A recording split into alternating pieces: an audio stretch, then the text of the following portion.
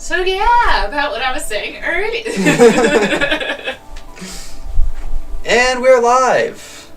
Yay! Yay! Although I'm not seeing the image, this image over here, which should be, let me, Troubleshoot. yeah. It says we're live. Strangeness. Oh, and I don't know what I did, but that fixed it. Nothing. You did nothing. Yay! Doing nothing is great. Yes. Now, there is no one live, watching us live, and right now, and that might not be the case because it's such a short stream, but that's okay. Yeah. The main point of this is just to get it out there. I guess to start today off, hi, and welcome to the 7th, episode of this ongoing series of Exploring the Tarot. So far we've done the first 6 cards in the Suit of Swords. We're going through the Minor Arcana first, simply because I feel that there's not enough stuff out there talking about the Minor Arcana. I feel everyone is familiar with the Major Arcana, and I thought, this is something that honestly needs to be available. Today, I have a very special guest, the person who, if you are subscribed, is probably the reason you subscribe, because she is just that amazing, Floof. Hello! It's nice to be here again. Yeah, the good person. It's been forever! It has been forever. Way too long. My God. Also, by now, there's probably more people subscribed to you than if I was in there, so. I don't know. It's been stuck at 101 for a little while now. True enough, true enough. Anyways, where was I going with this? Right, so, I know that Floof has obviously been following along diligently, but for anyone who's not been following along, I'm just going to quickly recap what we're doing here. Like I said, we're going over the individual cards in the Minor Arcana, today being the 7 of Swords, and we go over the symbolism of the most, traditional image of the card, which is what you can see on your screen right now. And I talk about the symbolism behind the imagery that was chosen for that. I then go over things like astrology, numerology, and some other kind of almost spiritual, I almost want to say field of study. I don't know if that's accurate, but... I mean, it depends on what you mean by spiritual fields of study, because I also feel that parts of the human experience are partially spiritual, but also can be founded in science. Right, so that's kind of the idea, is talking about all these different spiritually oriented or based perspectives. Mm-hmm. But not necessarily, and I hesitate because I know that when I talk about things like astrology or alchemy especially, a lot of people will approach that with a they come from a place of skepticism, which is understandable and reasonable. My goal here isn't to validate these things, it's just to provide the I'm sorry, I struggle with words.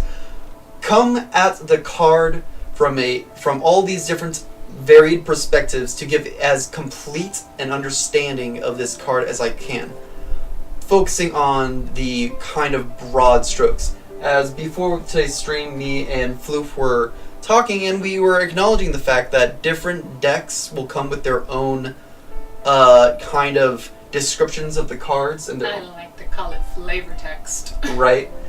And part of that was talking about how even your understanding of every card can change the meaning of the card, as a large part of the tarot is understanding how your own biases influence the cards, and not shying away from that, but actually leaning into that, accepting your biases, because that's how you understand the world.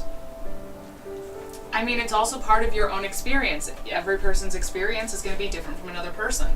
So if you feel like something weird is happening in your life, we can talk about this later, because this is the 7 of Swords is very much placed in distrust of others. That's true. So if you feel like that's happening, I mean, some cards will be like, trust yourself. Don't talk to others.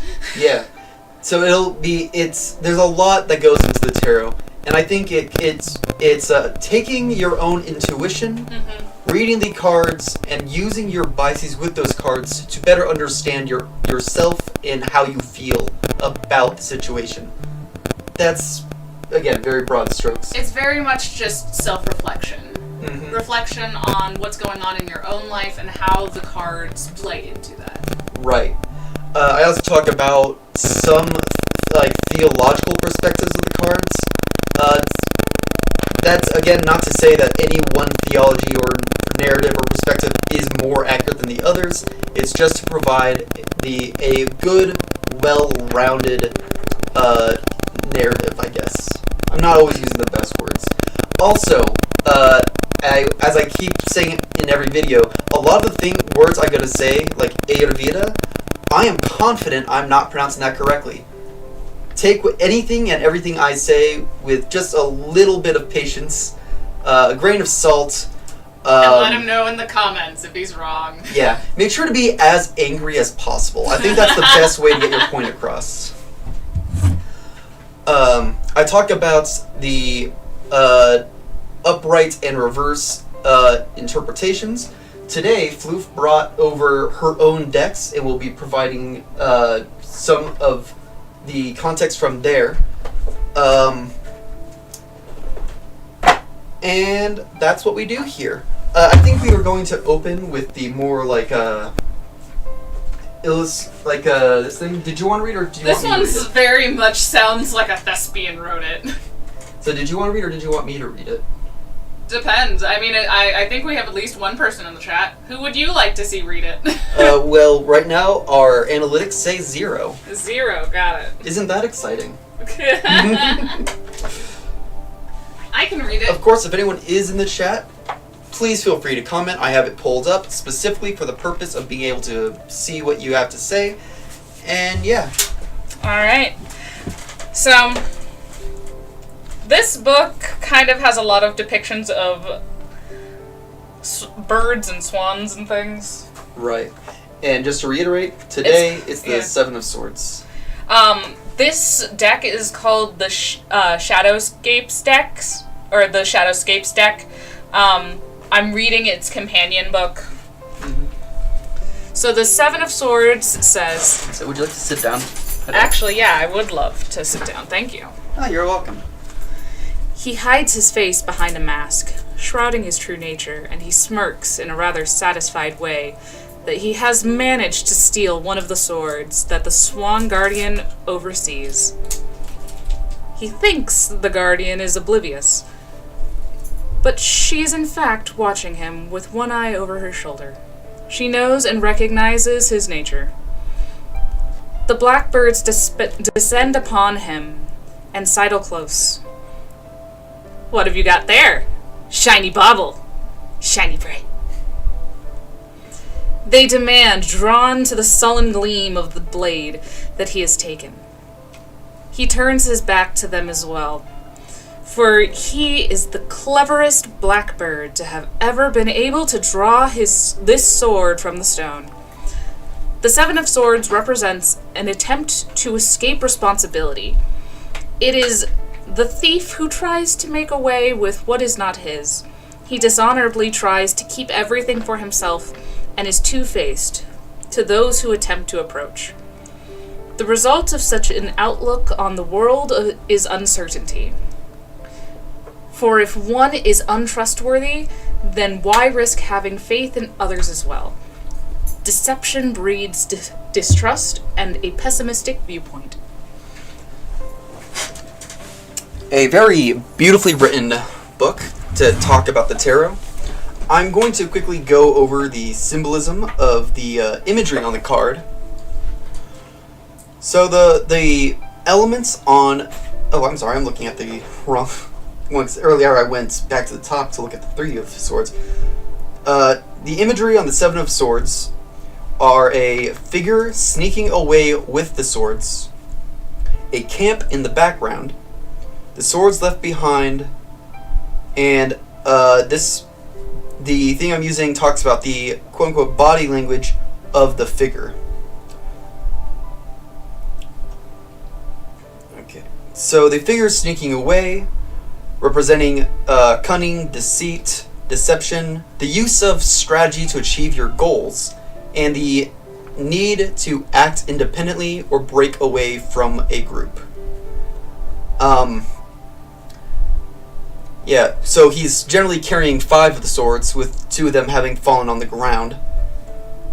And it is a very obvious representation of taking that which does not belong to you, taking something without permission. But, since there is no inherently good or bad in the tarot, it can also just represent the cunning and strategy, or kind of the looser idea of just getting away with something. The swords left behind could symbolize unfinished business or half-truths, indicating that not all has been taken, or that maybe there is something left behind, something sort of unresolved, if you will. Unfinished business. The camp in the background is kind of the representation of a collective, a society, the established norms that the figure is distancing themselves from, that they are running from. Kind of representing themes of rebellion, dissent, or the desire to break away and go your own way. Follow your own path, if you were.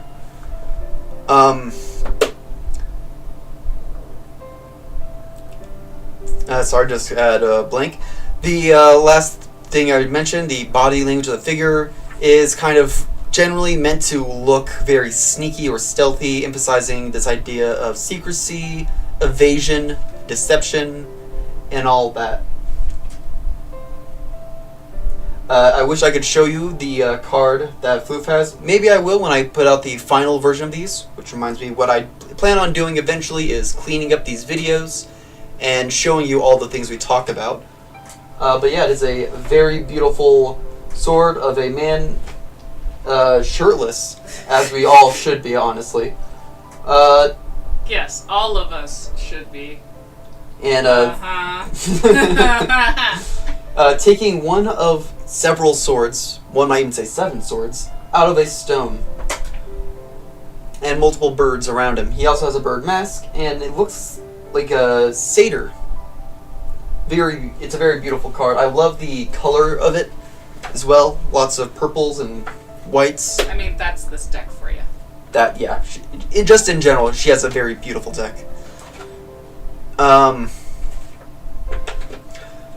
Before going into the the interpretations of the card, I'm first going to talk about the. If we want to read the other one as well.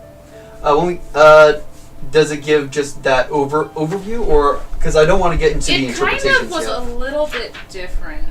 Here, you read it first, and then. Okay. I think that this would be a good thing to read just before we get into the interpretations of the card. Sounds good. So let's open with astrology. The astrological association that I found with the 7 of Swords was was one's moon being in Aquarius. Actually, you know what? I'm gonna probably should have pulled this up. Right, in the 7 swords representing person. Right, if it represents a person, it can represent any of those specific signs. I believe those are those. Go ahead and read them out loud. Or is this? Well, Aquarius is a water sign. Aquarius is a water sign. So why is it Gemini, Libra, and Aquarius? Mm-hmm. Those are very specific. Yeah. So you could go ahead and share those if you want. So it says if the 7 of Swords represents a person in your reading, they are possibly an air sign such as Gemini, Libra, or Aquarius. Maybe I'm wrong. I believe the water signs are Cancer, Scorpio, and Pisces. Okay, I'm wrong. Don't listen to anything I say ever, because I am wrong. You just think Aquarius is water because it sounds like water. It sounds like aqua. Yeah. And not to mention, I believe Aquarius is the water bearer. And now that I think about it, it makes more sense because the swords are specifically a wind sign suit. Mm-hmm. So, yeah, that makes much more sense. The thing I was pulling up was just to remind myself what the moon is in astrology, because when we talk about what our astrological sign are, we're usually talking about our sun, I believe. Yes. But our signs actually are much more complex than that, and it can be broken down based on, I'm pretty sure it's like each of the planets. Your moon... We call them the houses, I believe. Right. So the moon specifically, I guess, because the moon isn't a planet and neither is the sun. But, again, that's digressing. The moon represents your personal self, the feeling and unconscious, the reflection of the true self as represented by the sun. So while the sun is your, I guess, like, presenting self, the moon would be your subconscious self, the under the surface, this is who you are. Does that sound right? Yeah. No, and I was just trying to think, what was my moon sign? Because I have a feeling it was also Pisces. I mean, that's also very bad. No, that's the funniest part. After we go through tarot, I am just myself. after we finish with all of this of the tarot, maybe we can do a exploring the astrology. If you want to see that, let me know. I'm not against it. We will see. But the astrological association was the idea of the moon being in Aquarius. As the Seven of Swords is often associated with the moon in Aquarius, it represents emotions and intuitions, while Aquarius is known for its originality, rebellion, and sometimes detachment. This particular combination highlights themes of unconventional thinking, secrecy, and the use of one's intellect to navigate emotionally charged situations. I was just gonna come and put the door to you. Which is something that I personally can understand. I tend to be thinking first approach to problems, sometimes to my detriment, but that's not always the case. The point is that's kind of what's the idea of your moon being in Aquarius represents. In numerology, the number 7 is associated with introspection, analysis, and seeking hidden truths, often representing spiritual exploration and the pursuit of knowledge that is not immediately apparent. In the context of the Seven of Swords, it suggests strategic thinking and the search for hidden or obscured information. Do you want to read some of these, or do you want me to just keep going? Just keep going. Very well. In alchemy, oh look, we have someone who is watching. Hello! As we both say together. In alchemy, the process that you can associate with the Seven of Swords would be calcination, which is the process of breaking down the ego and burning away impurities. This represents the initial stages of this process, where one must confront the less savory aspects of their personality, such as one's deceit or selfishness, and begin the work of transformation. You know what that also reminds me of? What? Tower. The tower? Yeah. That is very true. The breaking down of the fundamental foundation of it is beliefs the and, necessary change. Yeah. And the rebuilding. Exactly. We have lost the viewer. Well. I will note that a lot of the cards kind of go into this idea of there being a process of breaking down oneself, rebuilding oneself, refining oneself, building oneself up. Just the growth of yourself as an individual, which is a process that I think is very important to learn about and understand. And that's why it's so important that I stressed it is self-reflection. Exactly. Next up, I want to talk about the runes, in which the runes that are given are Anzus and Awaz. Anzus being the rune of communication, wisdom, and divine insight. In the context of the Seven of Swords, this suggests that cunning and strategy can be guided by wisdom and a higher understanding, rather than your base desires or deception. With Awaz, Awaz represents movement and change, aligning with themes of strategy and the need for adaptability, emphasizing the importance of moving forward even if it does require unconventional methods. sometimes deception is necessary.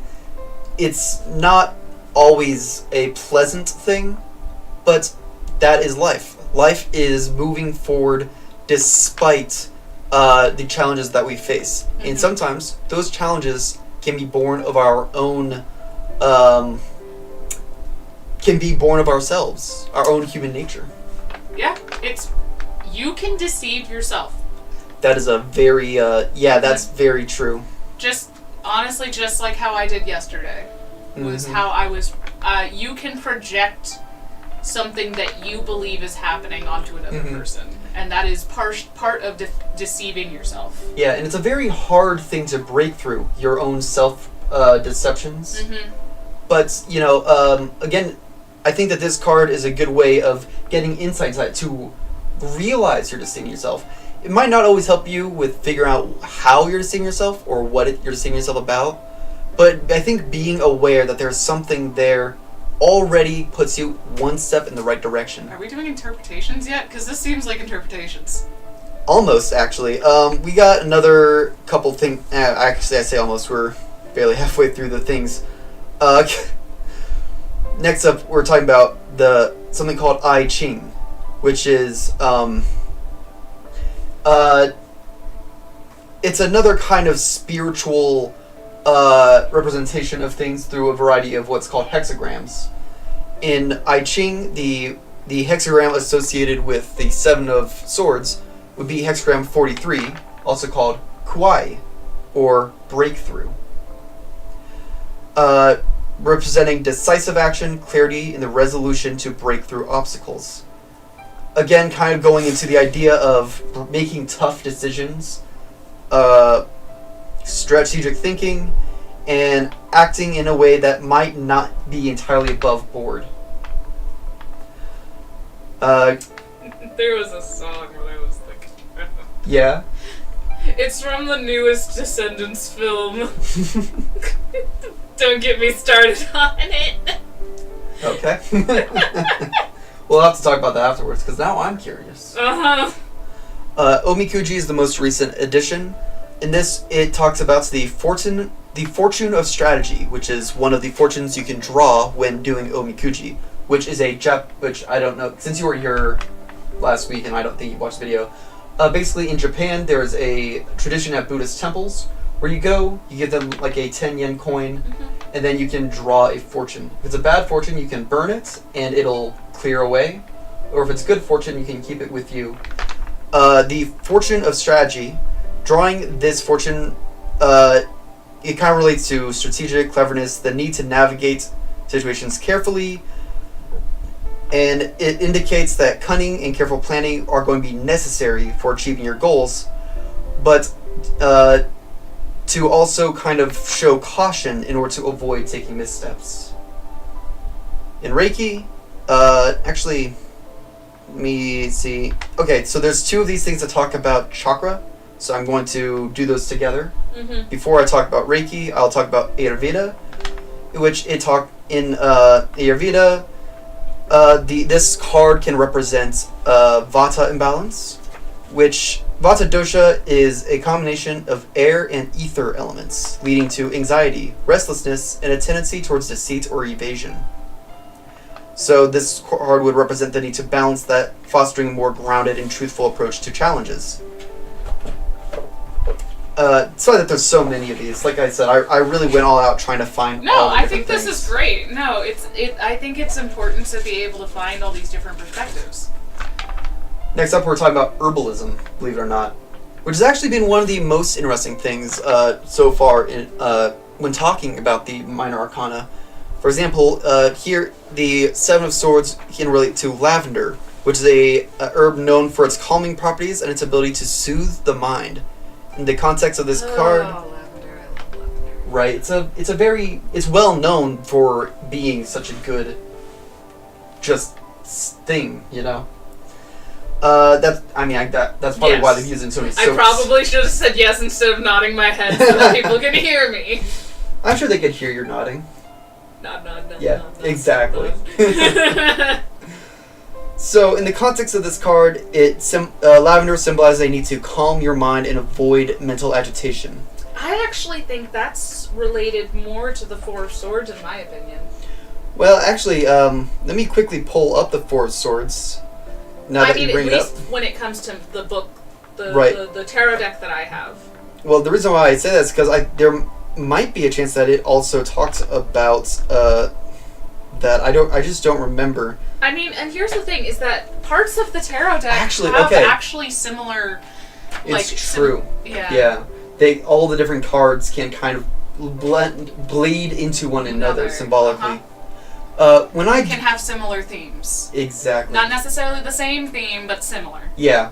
So they can all approach. That's kind of part of the reason why when you do multiple readings, you can get different cards for the same thing. It's because it's trying to give you the deck itself can be seen as trying to give you a more well-rounded interpretation of the thing. When I talked about the Four of Swords, the herb it actually gave us was chamomile. Again, known for calming properties, embodies the essence. It promotes relaxation, reduces stress, and supports restful sleep, is what it talks about. Yeah, because the Four of Swords is, in my book, was stop and rest, meditate, distract yourself from whatever you've been overthinking or overdoing. Exactly. I kind of think that in that context... I got that yesterday, by the way. Oh, I wow. got this one yesterday. I kind of think that in the context of herbalism, I think chamomile represents the more active approach to relaxation, while lavender is the more passive, like you still need to take action, so maybe not rest, but be more restful in your approach. Be cautious in the way that you do something, such as I should have done yesterday. Don't rush into any decisions. Be cautious. So with both Kundalini and Reiki, which are two different ways of looking at chakra, it talks about the solar plexus chakra, or Manipura. Again, just one more time. I'm not pronouncing most of these words correctly. I cannot emphasize this enough. If you know how to pronounce it, put it in the chat. Yes, we will definitely be able to tell how you're saying we should pronounce it based entirely on how you're spelling it. Oh no, I was gonna say put like the phonetic spelling in the chat. Yeah, that would also work. So in Reiki, the solar plexus is associated with personal power, will, and self-confidence. Why haven't you looked up the phonetic spelling Because of some of these things? Because content. That's not true at all. It's mostly because, well, it's a large part of the reason why I automate a large part of the research aspect of this, being that I kind of, aside from wanting it to be approachable, so I don't want it to be like, in order to get into this, you need to already be able to pronounce everything, and you need to already know all these things. I'm trying to give hey, I don't know what I'm talking about, but I'm still able to do this. Research. Yeah, I'm still able to do research. Yeah. So even if you don't know what you're talking about, you can do your own research, and you can do this too. It's really, tarot is really for anyone and everyone. It really is. I mean, I'd never done tarot before we met our friend, so. Yeah, same. Actually, that might not be true. My mother, when I was born, did a tarot reading for me, which, yeah. Going back to Reiki, Seven of Swords suggests that the use of personal power should be tempered with wisdom and ethical considerations. With Kundalini, again, it resonates with Manipura chakra, emphasizing the need to balance personal power with integrity, as well as strategic thinking. Yes, that actually, I definitely understand how that comes into play here. Especially with this. Yeah. There's just another two more things to talk I like about. how I say this, and I hold it up, and nobody can see it! Yeah, it's her book's way of explaining the card. So the last I'm going to go over are animism and sacred geometry. In animism, this card is represented, most people can probably guess this, by the spirit of the fox. In sacred geometry, it's pretty predictable. It's the heptagon, the seven-sided polygon. It's so silly.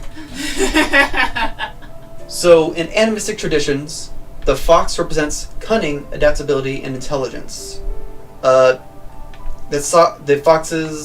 fox uses wit and strategic thinking to navigate complex situations, kind of outsmart its prey or its predators or just everyone. I mean, honestly, I can also see it if you want to talk about more Native American interpretations. I would look at the coyote. Complete side tangent, but Honestly, it's not even a side tangent. It's you're talking about how it was related That's to true. the fox, and so therefore Honestly, it can also be related to the coyote. for future, in a different type of belief system. yeah, in future ones of these, I might add Native American spirituality as well. Actually, I think that would be a great idea, especially considering where we're at. that is true. In sacred geometry, sorry if I'm moving on too quickly. It talks about the heptagon, the seven-sided figure, which is a shape which represents mysticism, spiritual exploration, and the pursuit of hidden truth. This aligns with the themes of seeking knowledge and understanding through unconventional or secretive means. Now, if you want to take it away, because after you, I'll talk about upright meaning and reverse meaning. Side notes, unfortunately her books do not provide reverse interpretations, but that's okay because most people have access to this very not well-known thing. It's called the internet. I don't think it's going to catch on, but for right now, you do have access to it. I do want to say first that some tarot decks don't come with reverse meanings because they're not supposed to be interpreted that way That's also by true. the author. But It- you can still choose whether or not you want to use a reverse meaning. I Yeah. mean, I do it all the time I because think- I think it gives better perspective. I agree. I think it is mostly up to the reader more than it is the creator of the deck.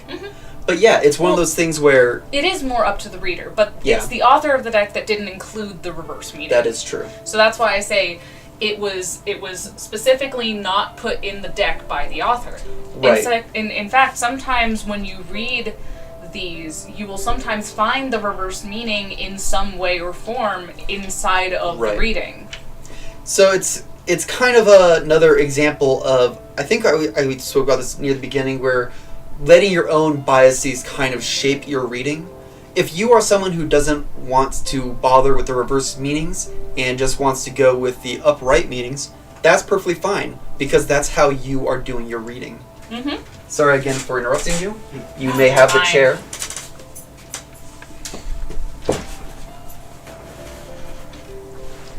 So, in this deck is called the Good Karma Tarot. This deck is like, we should also at some point go over how each deck has its own personality. That's true. Do you want to do that now, or do We can do that now. Okay. So this deck, the Good Karma Tarot deck, it's a beginner's guide to reading the cards. That's what it's called, or at least that's what it says on the book. So the thing is, every deck can have a different, almost like personality. It's almost like its own being. In the sense of, you will find that when you do a reading with this deck versus that deck, they will kind of read in different ways. The cards that they most frequently give you will be different. You could read into this as being completely random chance. You could read it as being our own biases shaping our perspectives of these decks. Whether or not it is true doesn't change the fact that that is how it is frequently perceived. And as I was already stated, the tarot is in large part about how we perceive things. My deck, the one I personally use, is very blunt and straightforward, which kind of reflects myself. My deck is, or my Good Karma Tarot deck is like a mother, a protective mother. One that will tell you straight to your face if you're doing something wrong. Also very blunt, but in a very different But way. in a very loving way. Yeah, versus mine, which is less like a loving mother and more like your friend who doesn't let you, like, he's like a good friend who, like, isn't gonna pull any punches. Like, he doesn't shoot the shit with you. He's like, hey, you're a fucking idiot. Yeah. Mine yesterday was like, you've got everything you need for the life you want to build. There's a project maybe you want to start on, and also stop overthinking everything. Right. Which was the Four of Swords. It's just like, stop it. Stop it. I wish I could just, like, click a button and have that meme pop up.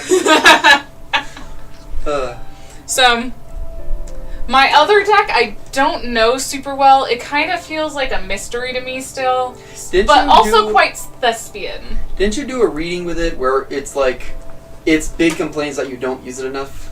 This was a while back, but... Look, all of my tarot decks seem to think that way right now. I haven't used any of my tarot in a very long time. But this one didn't give me any shit yesterday. I think it was because I was crying. Also that. Just shouting it out to everyone in the world.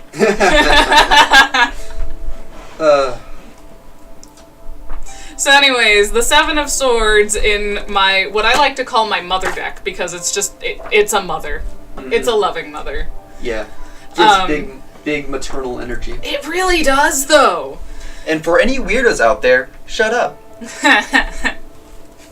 It says, play it safe. If in doubt, don't keep your own counsel right now. Or I'm sorry, it says, play it safe. If in doubt, don't. Mm-hmm. Period. Keep your own counsel right now. Mm-hmm. There we go. A tricky trickster of a card, the Seven of Swords advises you to be prudent, cautious, and to trust no one except yourself. When this card arises, you may be the subject of some underhanded dealings, or you may be tempted to perpetrate some yourself. None of us are perfect. Pathways to dark places are often paved with good intentions, and shortcuts usually look appealing. Now, however, is not the time to succumb to such temptations.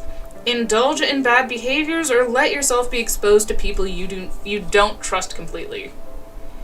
Play it safe, let this energy pass you by without getting embroiled in it. Sit on your hands.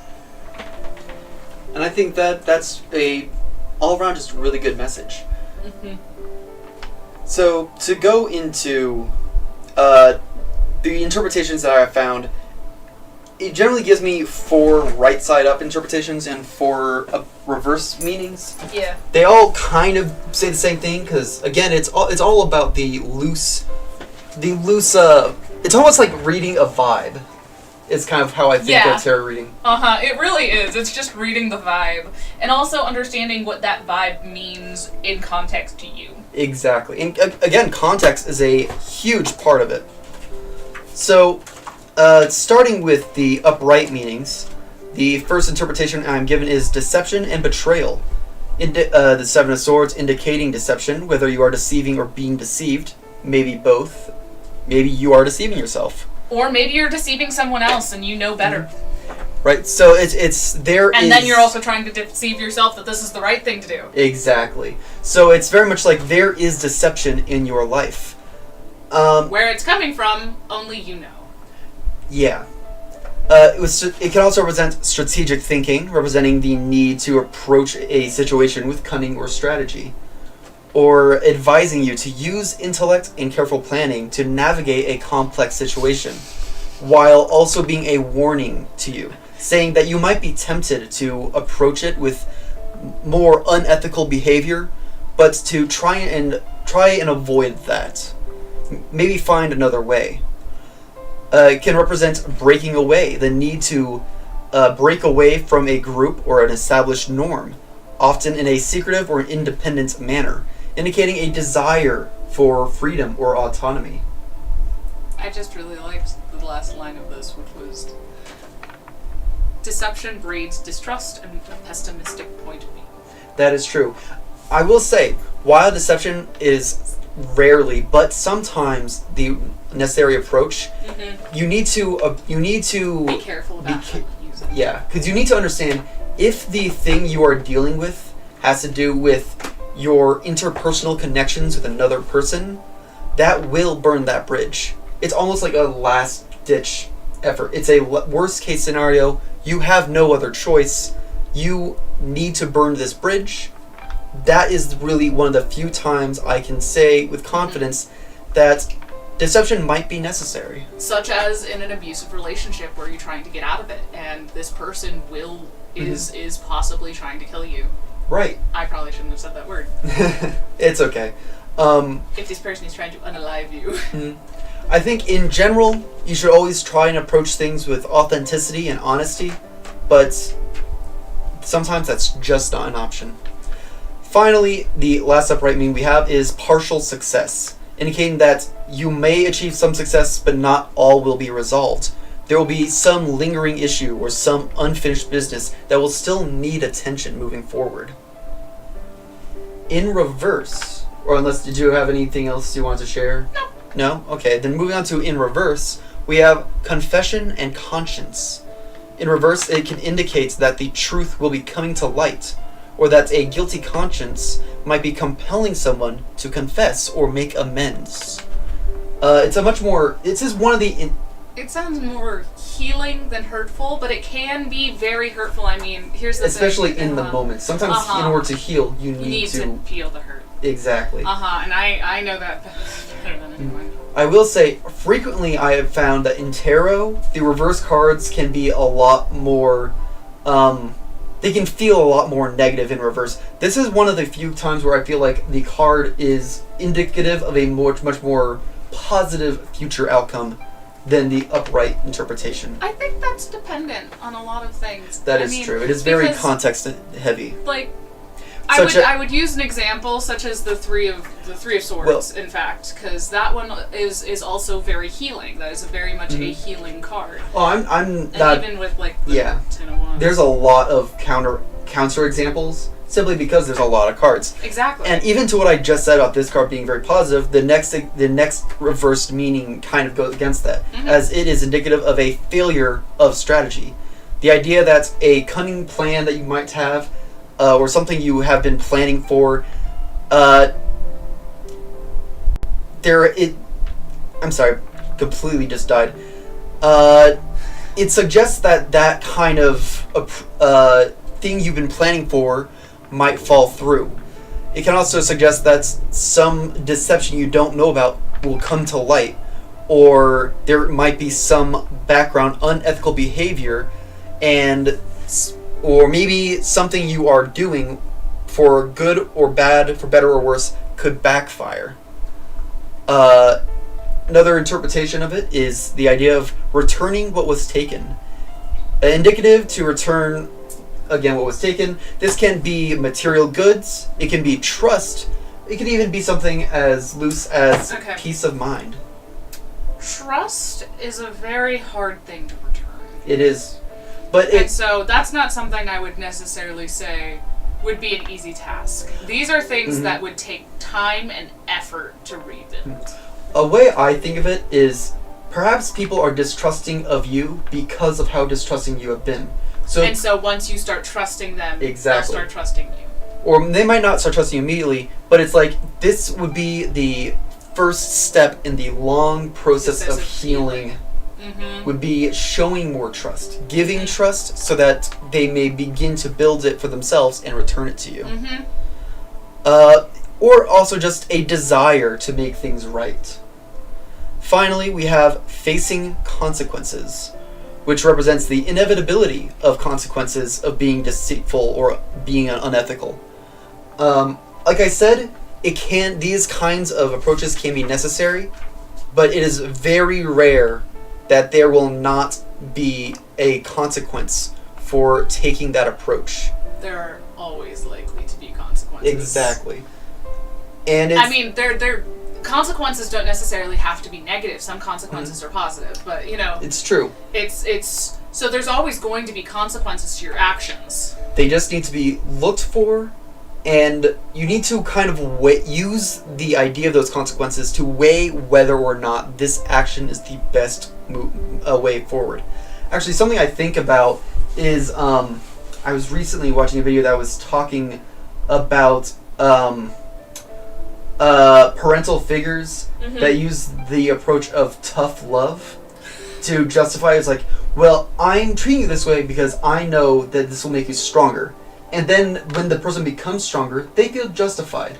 But in the process, they destroyed that relationship. And it kind of goes into that there are consequences where, sure, you might have achieved your goal, but look at everything you have sacrificed, all that you have lost in achieving this goal.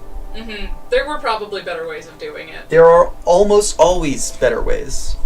And that does not mean that you need to avoid action, but it means that always keep an open mind to when considering how you move forward. No, and I think about how, like, sometimes people with addictions, you need to be worried about whether or not your actions are enabling them. Yeah, that is very true. And so what you think might be helping them is actually enabling. Mm-hmm. And so you may need to be more strategic in the way that you plan. Exactly. So, the last thing I want to talk about are 3 forms of theological/philosophical interpretations, specifically Christian theology, Jungian psychology, and the Kabbalah. Is there anything else you want to say before I move on to that final, approach? No. No? Okay. Then let's start with Christian theology. With Christian theology, the Seven of Swords can be seen as almost the representation of the concept of sin, specifically of deceit, theft, and dishonesty. This would represent the importance of having integrity and the inevitable eventual consequences of your unethical actions. A lot of big words there, I know. Integrity is very important. It is. Honestly, I am not a Christian, but I do think that this idea of integrity is one of the most important facets of life. Mm-hmm. Not just for other people, but almost like with authenticity. Mm-hmm. Being honest with yourself. Having integrity with yourself. With Jungian psychology, this card represents the shadow aspect of self. Again, relating to deceit, cunning, and evasion. This emphasizes the importance of integrating these aspects into your conscious self rather than allowing them to control behavior unconsciously. So basically, just face the fact that these are elements of yourself. Mm-hmm. Don't lie about it, don't deny it. Facing the truth. Sometimes the truth is we have dark sides of ourselves that we try to hide away. Oh, for sure. I have a lot to talk about when it comes to that, because no one has just selfishness or just, complete and utter, compliance. Mm-hmm. There's going to be facets to every single person, and sometimes those facets are a little bit bigger, sometimes they're a little bit smaller, but every person can be caring, every person can be selfish, every person has their goods and their bads. It's what they decide to nurture. Exactly. I kind of think of yin and yang. I believe yang is the darkness, while yin is the light. I might have that backwards. But the idea is that no one is complete without both halves. Mm-hmm. And also, just to note, yang is not evil. It is the masculine energy. It is anger, passion, it is strength. These are what yang are. While yin is representing the feminine energy of intelligence, compassion, patience, and all those things. It's like I can be independent but also need help. Exactly. All these things are simultaneously true. Even if at first glance they might seem to be contradictory, they aren't. They are actually complementary. They build off each other and complete one another. Mm-hmm. Because I can't always be 100% all of the time, so sometimes people might see me as lazy, Exactly. But in truth, I'm just resting from a very long day's work. And sometimes that's necessary. Mm-hmm. Rest is necessary. Finally, I just want to talk about the Kabbalah, as the Seven of Swords is linked to the Sephirah of Netzach. Netzach? I cannot pronounce that. Deal with Help. It is, it means victory, basically. It represents the struggle that one faces between ethics and desires. The importance of achieving victory in a way that aligns with your spiritual principles. TLDR, don't betray your principles. Mm-hmm. It's very much find your moral compass and stick to it. Exactly. But at the same time, you can always build on those principles. It doesn't need to be just one way for your entire life. Exactly. You are a person, and you are going to be figuring things out your entire life. You do not have to stay. As a person who is growing, 1 second. Hello? Okay. As a person who is growing in life, you are constantly evolving and changing. I'm mostly talking about you as a person. And that means that your values and morals will shift and change over time. So when I say stick to your values, I don't mean choose a set of values and then never deviate from them ever. That is it for the rest of your life. What I'm saying is, when you, over time, as you grow as a person and your values evolve, you need to accept these changes and integrate them into your life. And there are certain values that I think we can all agree.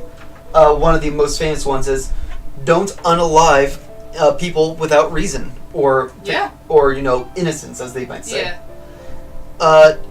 If that is something that if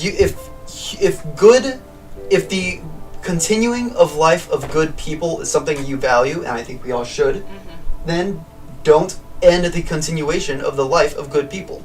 If you value truth and honesty and integrity, you need to embody these truths. There are people who I think are very... I said before, the thing I find more frustrating than anything else is hypocrisy.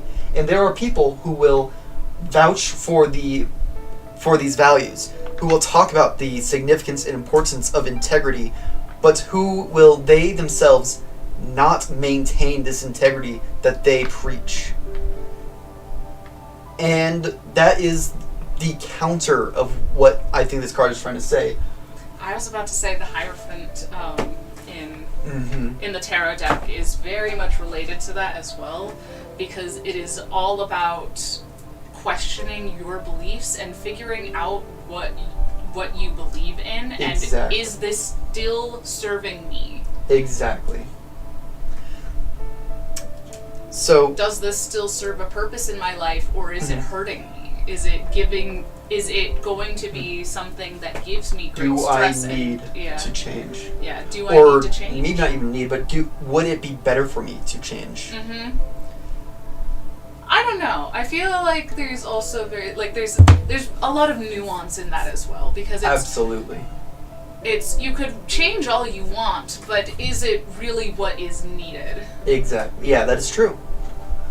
Because I do think people can get caught up in that. Well, technically, it would be better if I changed this and this and this and this. But when you look at it from the perspective of I need to completely change who I am, I think you've missed the point. You've lost the plot, as it were. Because the goal isn't to reinvent yourself in that way. It's not to say, I am not good enough. The point is to say, I am good enough. And being who I am, these are how I think I would like to improve as a person. Whether that be, I want to be a more patient person. And it's taking it slowly. You're not going to see changes all at once. You can't just write a list of these are how I want to be, and then the next day truly embody all these changes. It's about saying, this is what I want to work on right now, and once I am satisfied, I can work on the next thing. Patience. It really is. It takes a lot of patience, and it kind of reminds me of how, when I learned that there was this one person that was very important to me that I realized didn't necessarily like me, I realized that I had to find importance in myself, and I had to find why do I love myself even if they don't. Exactly. Because if you're valuing yourself based on the thoughts and opinions of others, well, I just think that that's less important than liking yourself on your own merits. I like myself because of who I'm becoming, who I've decided to be. What is what the path I've set out on is. I feel like they are aligned with my moral values. Yeah, and that's honestly just a very important thing. I come at problems and I come at, adversity with trying to understand and view new perspectives, and I try to come with compassion instead of anger and animosity. I feel very similarly about myself. I've mentioned before, I feel like the traits I'm most proud of could be said as my patience. I'm not always patient. There are times when I can be a little impatient with people. But when it comes to hearing out other people's stories, I can be very patient. Because I think that it's important to come at the other people's perspectives from a place of compassion and comprehension and understanding. And that's something I like about myself. And I think I've said it before, where I don't mind if people don't like me. With a huge asterisk, as long as they don't like me for the right reasons. Like, that's what I learned about that person, is that I don't understand why this person doesn't like me. They haven't even given me reasons as to why they don't like me. Right? So, why would I care about what that opinion is, then? Exactly. So, just to close this off, like I said, pretty short stream. We've been at it. Actually, today was probably the longest exploring the tarot yet. That's kind of funny. Yep. Flip has somewhere to be in a bit, so we'll try and wrap this up quickly. But, yeah. I just want to do the YouTube things. If you liked watching this, leave a like. Let me know what you think. Let me know what kind of things you'd like to see me do on the channel. Let us know if there was something that we missed. Exactly. Let us know about your perspectives and your understanding of the tarot. When I make the final versions of these, which will actually be videos, maybe I'll include some of the things that you guys say. Other than that, I just wanted to also again, just YouTube thing, subscribe, because if you want to see more of these, that's a thing you got to do. And turn on that notification if you want to know when we're live. Exactly. Although I don't know the last time I've been alive. It's been a while. You know, having this sword in my chest, whole nightmare. I just wanted to let also everyone know that if you saw this while we are live, thank you so much. If you're watching this after the fact as a VOD, thank you so much. I appreciate each and every last one of you. I can't believe anyone would watch the nonsense I make, so the fact that anyone does honestly fills me with much more appreciation and gratitude than I can even begin to express. With that, thank you, and bye-boy.